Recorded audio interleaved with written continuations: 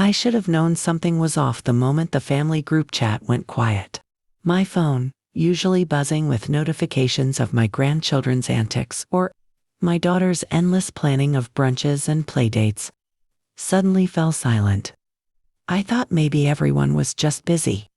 After all, my daughter, Emily, had always been the type to run 10 steps ahead of everyone else, juggling work deadlines, school events, and social calendars like a circus performer. But a mother knows. A mother always knows. It was a Thursday afternoon when I heard the first whisper of the truth. My friend Marlene called me after spotting Emily and her family at the travel agency downtown. "Oh, they must be planning something exciting," Marlene chirped, unaware of the rock her words had dropped into my stomach. Travel agency. I hadn't heard a thing. And Emily, my only daughter, always came to me first when it came to family plans. I didn't confront her right away. Maybe it was just a misunderstanding. Maybe Marlene had seen wrong. So, I waited. I checked the group chat. There were no new messages. No invitations. No mentions of suitcases or hotel bookings. But then, days later, I saw the evidence I couldn't ignore. On Facebook, my granddaughter Sophie had innocently posted a picture of herself trying on sunglasses in a store.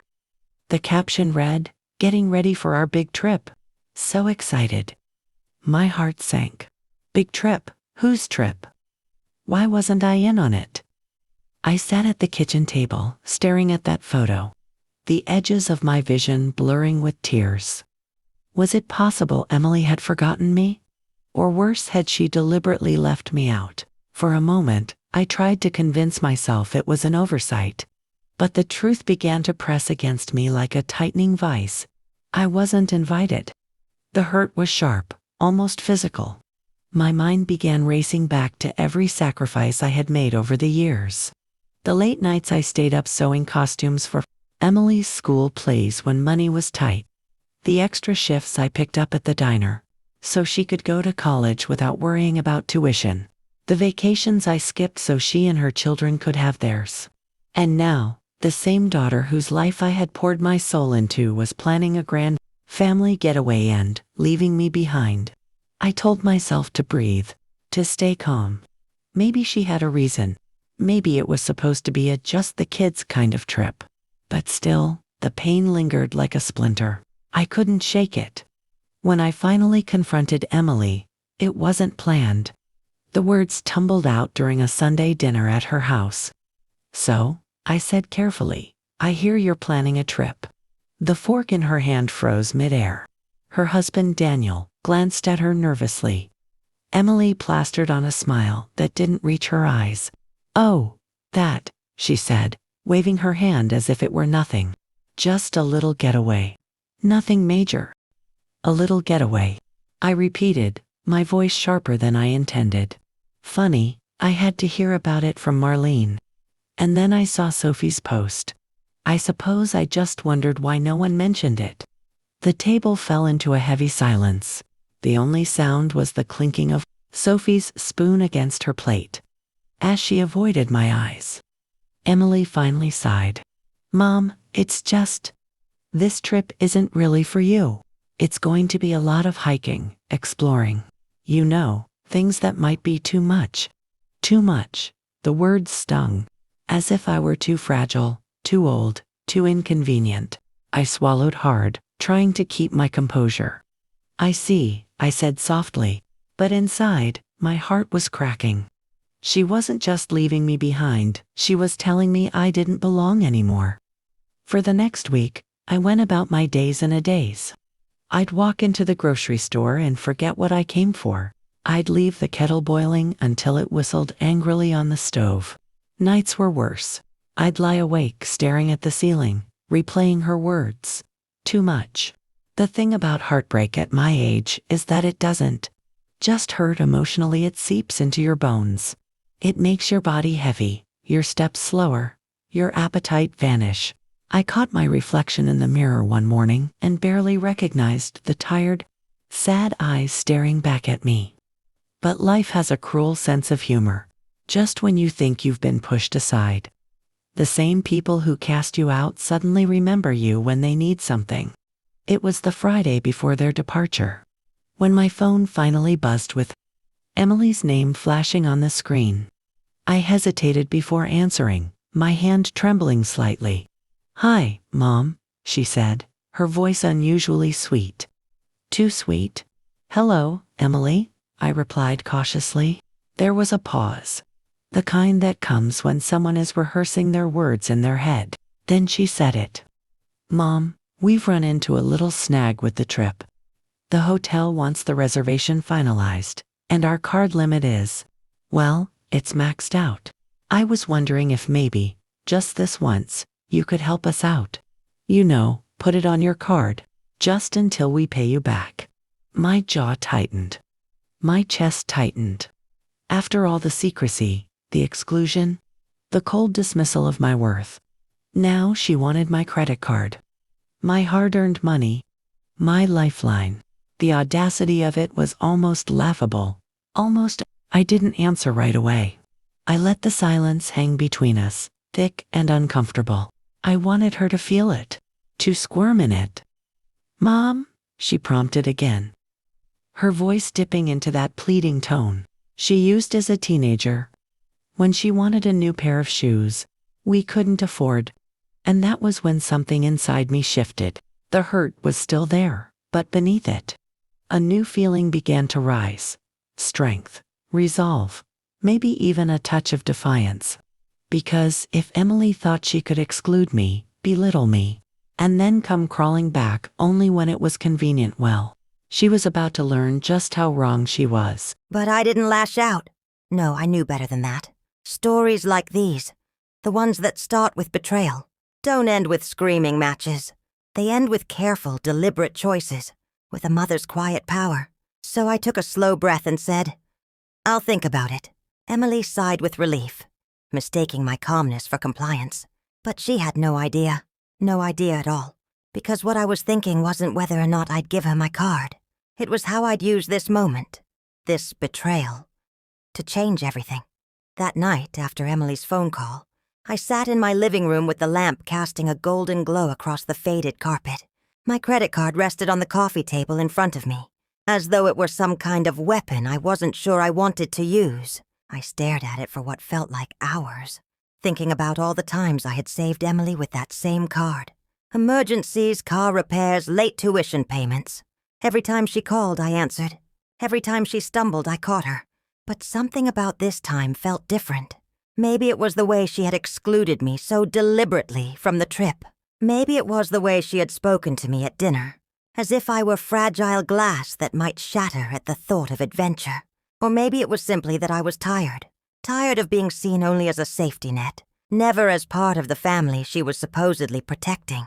I thought about calling her back immediately and saying no, just flat out no. But then I realized that wouldn't be enough. She needed to learn something deeper. She needed to see the consequences of pushing someone aside until you needed them. And maybe, just maybe, I needed to remind myself that I still had a say in my own story. The next morning, I pulled out a notebook and started to write. Not a letter, not yet, but notes. Reminders of everything I had done, everything I had sacrificed, everything Emily seemed to have forgotten. The more I wrote, the more the ache in my chest loosened. It wasn't anger fueling my pen, though. It was clarity. For too long, I had let my worth be dictated by how much they needed me. Now it was time to dictate my own worth. That weekend, I drove out to the little cafe I liked downtown, the one with the wicker chairs and the chalkboard menu that changed daily. I ordered a coffee and sat by the window, watching families stroll by with their luggage. Some were laughing, some bickering, but all of them together.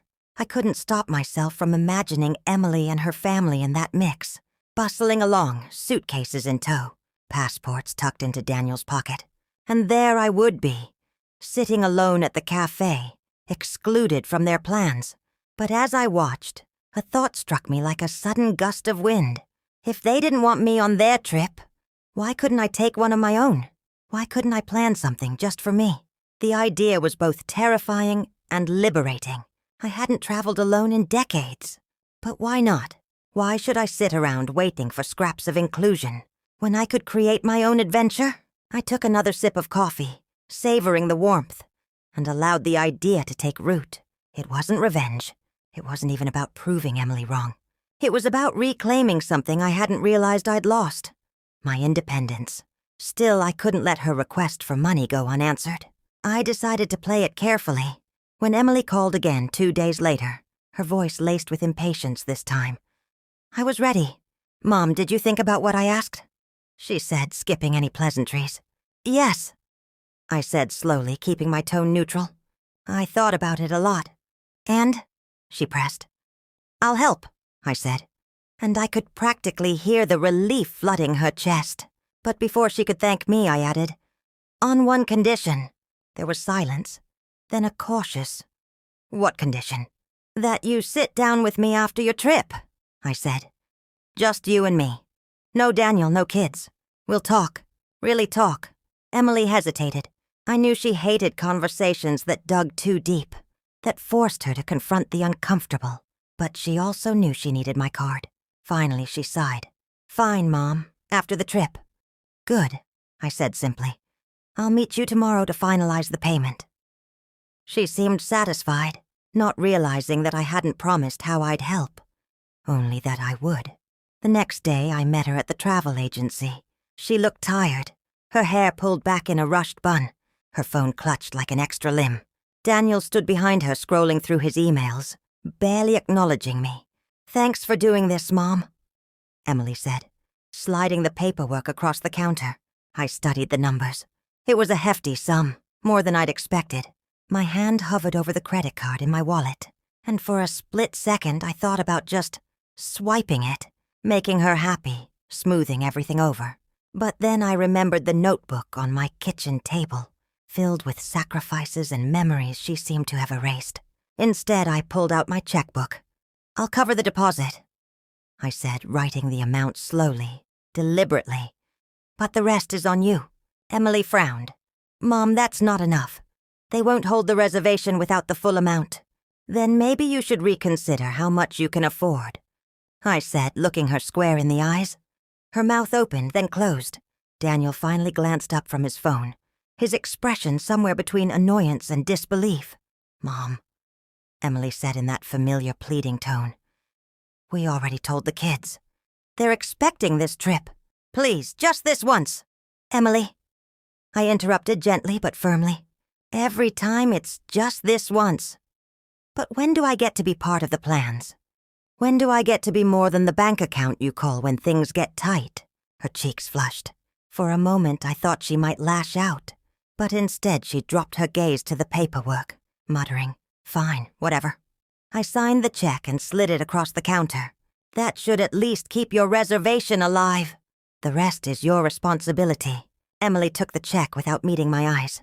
Daniel mumbled something under his breath, but I ignored it. I had said my piece, and for once I hadn't folded under the weight of guilt. Driving home, I felt lighter, stronger. It wasn't about the money anymore. It was about drawing a line. And as I passed the travel posters plastered on the agency's windows, sun-drenched beaches, mountain trails, glittering cities, I thought again about my own trip, my own adventure. That night, I opened my laptop and typed in a destination I had dreamed about for years but never dared to pursue. Italy, the land of art, history, and cuisine. My heart raced as the images filled the screen. Venice canals, Tuscan vineyards, Roman ruins. Why not me? Why not now? I bookmarked a few tours, closing the laptop with a smile I hadn't worn in weeks. They thought I was too much, too old, too fragile. But soon, I'd show them and myself that I was none of those things. And the best part? They wouldn't even see it coming. The morning Emily and her family left for their trip, I stood at my kitchen window with a cup of tea in my hand. From where I lived, I couldn't see their house, but I didn't need to. I could imagine the chaos. Sophie squealing about her new sunglasses, Daniel barking orders about luggage, Emily rushing around to make sure passports and boarding passes were in order. They were off to create their picture-perfect family memories, leaving me behind as though I was some relic too fragile to carry along. And yet, instead of crumbling under the weight of exclusion, I felt strangely at peace. My secret buoyed me. While they jetted off to their mountains and their hikes, I was planning something far greater, something for myself. That afternoon, I booked the ticket. Rome, a direct flight in 3 weeks' time. My fingers trembled as I entered my information, but it wasn't fear. It was exhilaration. For once, the credit card wasn't going to save anyone else. It was going to save me. Still, the weeks leading up to my departure weren't without their shadows. Emily sent a couple of perfunctory texts from her trip. Pictures of the kids by a waterfall. A photo of Daniel holding up a freshly caught fish. Each message ended with the same line. "Wish you were here, Mom." Did she mean it? Or was it guilt typing those words through her fingers? I didn't know. And for the first time in my life, I decided it didn't matter. Her intention, whether sincere or not, couldn't erase the fact that I was never invited in the first place. One evening, after I had finished packing away groceries, the phone rang. It was Marlene again, brimming with gossip. "I saw Emily's photos on Facebook," she exclaimed. "Looks like they're having the time of their lives. Hiking, boating, the works. Did you decide not to go, dear?" The question stung, but I answered calmly. "No, Marlene. I wasn't invited." There was a long silence on the other end before she whispered, "Oh." Pity dripped from her tone. But I didn't want pity anymore. I wanted something stronger. "I'm planning something for myself," I said firmly. "Something big." Marlene tried to probe, but I kept my secret close. Let the world think I was sitting home. Forgotten. The reveal would be sweeter later. When Emily's family returned, tanned and tired, she called me over for dinner. I hesitated at first. My heart wasn't ready to face the cheerful stories I knew would spill from their lips. But then I remembered my condition, the promise she had made to sit down with me. Just the two of us. Dinner was noisy, filled with anecdotes about hiking trails and breathtaking views. Sophie ran to her room and came back with a seashell necklace she had bought from a roadside vendor. "Look, Grandma," she said, beaming. "It's beautiful." I told her, and I meant it. For the children, I would always have love. They were innocent in all this. But when my eyes met Emily's, there was a distance there, an unspoken wall built brick by her choices. Later, after the dishes were done and the kids tucked into bed, Emily sat across from me at the dining table. Her expression was wary, almost defensive. "So," she began, "you wanted to talk?" "Yes," I said. I folded my hands on the table, steadying my voice. "Emily, I've been thinking a lot about how things have been between us. About how you planned that trip without me." Her cheeks colored. "Mom, I told you it wasn't meant to hurt you. It didn't seem like your kind of thing." "My kind of thing?" I echoed softly. "Emily, do you know how many times I gave up my kind of thing for yours? How many nights I stayed up sewing costumes? How many mornings I skipped breakfast so you could eat a little more? How many vacations I never took because I wanted you to have the chance instead?" Her lips parted, but no words came out. "You decided for me." I continued, my voice firm now. "You decided what I could handle, where I belonged. You put me in a box labeled too old, too weak, too much. And then, when you needed me, suddenly I was useful again." Emily flinched at the truth of it. "Mom, I know you didn't mean to hurt me," I interrupted gently. "But you did. And what hurts most isn't being left out of a trip. It's being left out of my own family." Tears welled in her eyes. And for a moment I saw the little girl she once was, the one who clung to me when thunder rattled the windows, who believed I could fix anything. "I'm sorry," she whispered. I nodded slowly. "I believe you. But apologies don't change patterns. What will?" She looked down, twisting her wedding ring. "I don't know." "Well, I do," I said. And with that, I reached into my purse and pulled out a small folder. Inside was my flight confirmation, my itinerary, and a glossy brochure of Italy. I slid it across the table to her. Her eyes widened as she read the words. "Rome, you're going to Rome?" "Yes," I said simply. "By myself. For 2 weeks." The shock on her face was almost comical. "Mom, that's huge. You've never traveled alone." "I know," I said, my voice steady. "And that's exactly why I'm doing it now." She stared at me for a long moment, torn between admiration and guilt. Finally, she whispered, I had no idea you wanted this. That's because you never asked, I said softly. The silence that followed was thick with realization. For once, Emily had nothing to say. And for once, I didn't need her approval. Driving home that night, I felt lighter than I had in years. My trip wasn't just about Italy anymore. It was about reclaiming my voice, my choices, my independence. For too long, I had lived in the shadows of what's best for the family. Now it was time to live for me. 3 weeks later, as I wheeled my suitcase through the airport, I caught sight of my reflection in a window. There I was, a woman in her late 60s, hair silvering at the temples, lines etched from years of laughter and tears. But behind those lines was something fierce, something determined. I wasn't the forgotten grandmother anymore. I wasn't the backup plan or the emergency credit card. I was a traveler, an adventurer, a woman stepping into her own story. And as the plane lifted off, carrying me toward the land of cobblestones and cathedrals, I closed my eyes and smiled. Somewhere Emily might be scrolling through her phone, managing carpools and grocery lists. But me? I was soaring, both literally and figuratively. For the first time in decades, I wasn't waiting for permission to live. I was already doing it.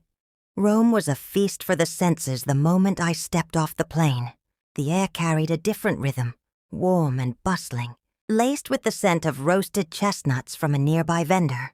The airport itself was alive with voices in Italian, their cadence musical, rolling like waves. For a moment, I felt small, an American, grandmother wandering into a city centuries older than anything I'd ever known. But then I reminded myself I belonged here too. My first morning, I joined a walking tour of the historic center. The guide, a sprightly woman named Alessandra, led us through narrow cobblestone streets that seemed to twist and turn without end. We stopped at the Trevi Fountain, its marble figures gleaming under the morning sun. Tourists clustered around, tossing coins and making wishes. "Go ahead," Alessandra urged. "Throw 1 coin for a return to Rome, 2 for love, 3 for marriage." I smiled, slipping a coin from my purse. What should I wish for? Love? No. Marriage? Certainly not. I closed my eyes and tossed it in, whispering, "For me. For my freedom." The splash echoed like an oath. Later, as I sipped an espresso at a cafe, I thought about how strange it felt to eat alone in a foreign city. Strange, but not lonely. Around me, couples argued over maps. Friends clinked glasses of wine, and a group of students debated loudly about art. Their lives carried on, and so did mine, weaving into the tapestry of the city. On the 3rd day, I took a train to Florence. The countryside rushed past my window. Rolling hills, dotted with vineyards and olive groves. Small villages with terracotta rooftops. It was the Italy I had seen only in movies, now unfolding right outside my seat. When I arrived, I wandered into the Uffizi Gallery, standing awestruck before Botticelli's The Birth of Venus. I wasn't an art expert, but I knew beauty when it stared back at me. For hours, I lost myself in the brushstrokes of geniuses, and with every painting, I felt something shift inside me. All these masterpieces had survived centuries, wars, and upheavals. They were proof that life could be fragile, yet enduring. Maybe I was too. Back at my hotel, I wrote postcards. Not to Emily, not yet, but to myself. I wrote about the colors, the smells, the way the light spilled across Florence at sunset. "Remember this," I scribbled. "Remember how alive you felt."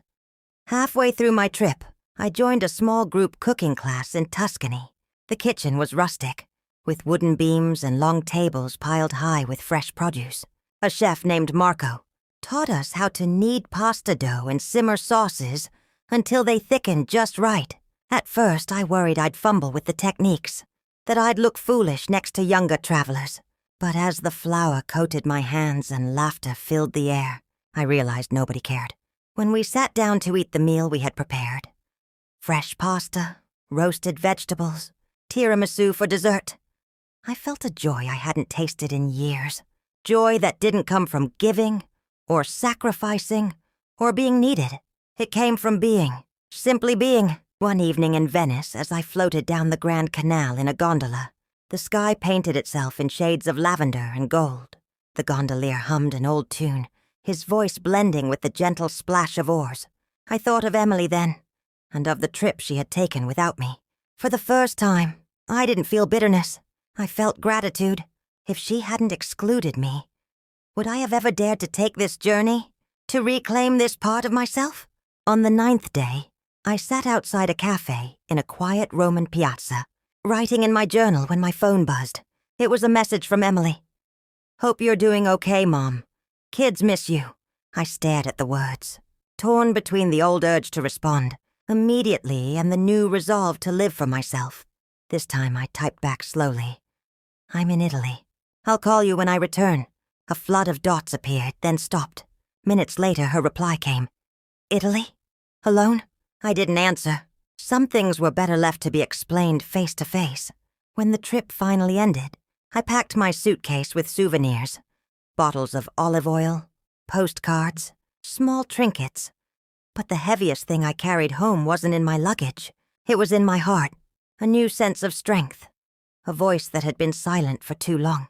Back at the airport in my hometown, Emily was waiting. She stood near the baggage claim, her face pale with disbelief. "Mom," she said, almost breathless. "You really did it." "You went." I lifted my chin, wheeling my suitcase beside me. "Of course I did." For once, she had no quick response, no excuses, no explanations. Just awe, and maybe, just maybe, a little respect. Driving home from the airport, the streets looked the same. Familiar houses, familiar trees. But I wasn't the same. The woman who had left was timid, hesitant, bound by invisible chains. The woman who returned had broken them. That night, as I lay in bed, I thought about the future. I didn't know if Emily would ever truly see me differently, or if old habits would creep back. But I knew one thing. I had changed.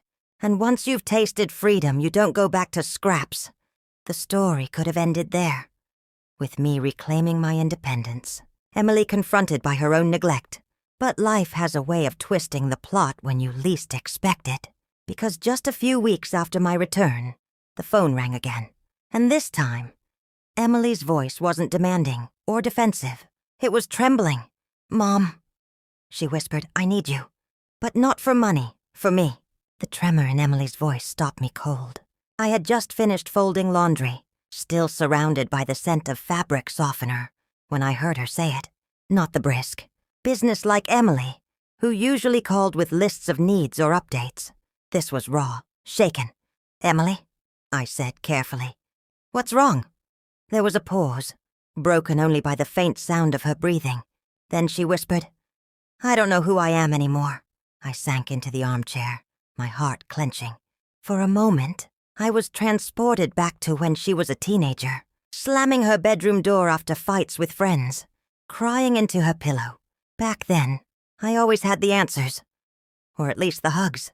But now she was a grown woman, a mother herself, yet sounding just as lost. "Tell me," I said softly.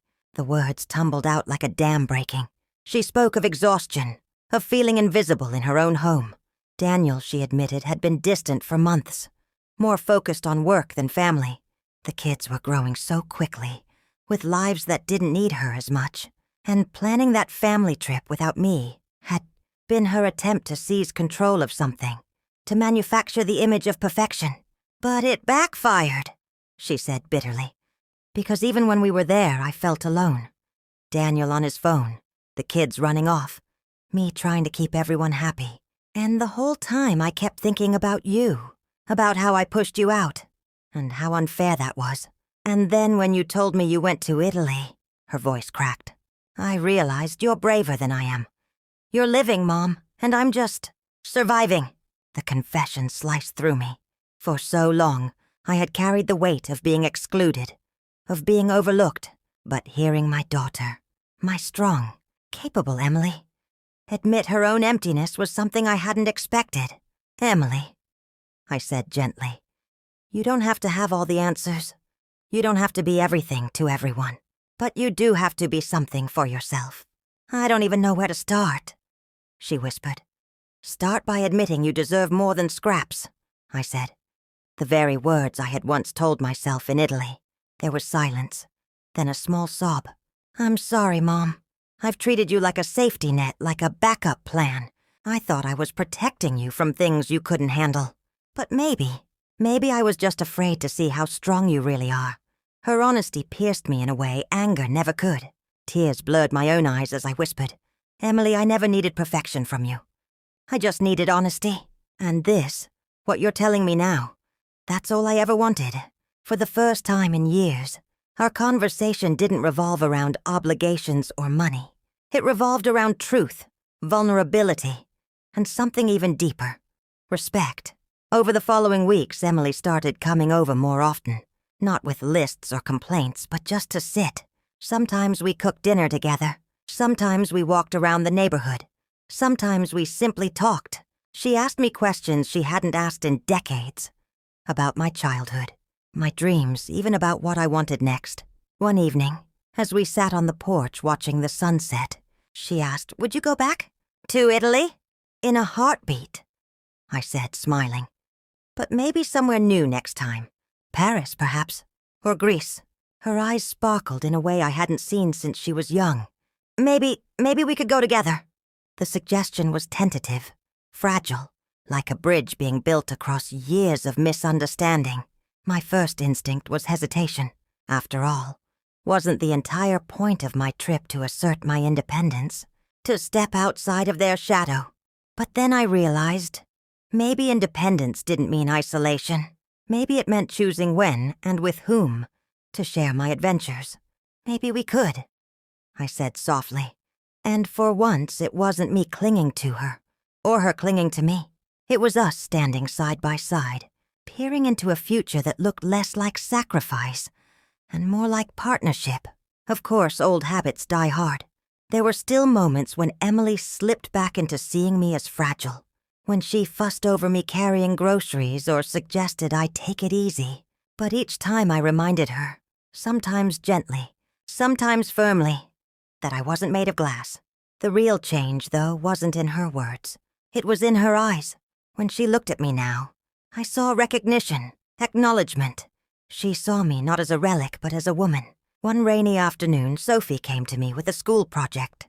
Grandma, can you help me write about the bravest person I know? She asked, clutching her notebook. Of course, I said, expecting her to describe someone famous or maybe her mother. But then she smiled up at me and said, I want to write about you, about how you went to Italy all by yourself. My heart nearly burst. In that moment, I realized that bravery doesn't just ripple through our own lives. It echoes into the next generation. My trip wasn't just a gift to myself. It was a legacy. Weeks turned into months, and life settled into a new rhythm. Emily still juggled her responsibilities, still wrestled with her insecurities, but now she let me in. Not as a crutch, not as a wallet, but as a partner in her journey. One evening, over tea, she admitted something that stunned me. Mom, that trip we took without you, it looked perfect on the outside, but it wasn't. It was stressful, shallow, and empty without you. I don't think we'll ever plan something like that again. Not without you. I sipped my tea, letting the words sink in. It wasn't an apology wrapped in guilt. It was an acknowledgement, a promise. Good, I said with a small smile, because next time, I'm choosing the destination. We laughed, the sound light and real, for the first time in years. I didn't feel like I was chasing their love.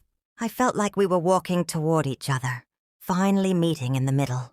And as I sat there, surrounded by the warmth of family, not because they needed me, but because they wanted me, I realized something profound. Sometimes the best way to teach others your worth is to stop begging for it and start living it. Because when you live fully, unapologetically, people can't help but see you. And once they see you, they can never unsee you again. Months later, on a crisp autumn morning, I found myself walking through the park, leaves crunching beneath my shoes, a scarf wrapped snugly around my neck. The air smelled of wood smoke and change. I had always loved autumn, the season of transformation, of letting go. And that year, more than any other, I understood what it meant to shed what no longer served you. My phone buzzed in my pocket. A message from Emily. Dinner tonight? Just us? I smiled. There was a time when those words would have stunned me, left me clinging to the moment as though it were a miracle. But now they felt natural, a sign that we had truly turned a corner. That evening, over bowls of homemade soup, Emily leaned across the table and said, "I've been thinking about Paris." I raised an eyebrow. "Paris?" "Yes," she said, her eyes lighting up. "You always talked about seeing it. I think we should go. Just the two of us. No kids, no Daniel. A mother-daughter trip. What do you say?" For a heartbeat, I was speechless. Not because of Paris, though the thought thrilled me, but because of what her invitation symbolized. This time, she wasn't excluding me. She was choosing me. I reached across the table and squeezed her hand. "I'd love that." And just like that, we began planning. Flights, hotels, sights we wanted to see. It was different this time. Not her dictating, not me financing, but us dreaming together. As the weeks passed, I often caught myself reflecting on the strange, winding path that had brought us here. The pain of exclusion, the courage of independence, the beauty of reconciliation. Life, I realized, isn't a straight line. It's a tapestry, woven with threads of heartbreak and joy, sacrifice and triumph. On the night before our departure for Paris, Emily came over to drop off her passport for safekeeping. As she stood in my living room, she paused to look at a framed photo on the wall. A picture of me in Venice, laughing with the gondolier. "You look so happy there," she said softly. "I was," I admitted. "I still am." She turned to me, her eyes shimmering. "Thank you for not giving up on me, Mom." Even when I didn't deserve it. I pulled her into a hug, holding her the way I had when she was small. We all lose our way sometimes. What matters is that we find each other again. The next morning, as our plane soared into the clouds, Emily dozed beside me, her head resting lightly against my shoulder. I gazed out the window at the endless horizon, my heart full. This wasn't just a trip to Paris. It was proof that even the deepest rifts can be mended. That even when you're overlooked and underestimated, you can rise, reclaim your worth, and inspire those around you to do the same. I had started this journey feeling invisible, but now, as the sun broke across the sky in brilliant streaks of gold, I knew the truth. I was never too much. I was never too old. I was exactly enough.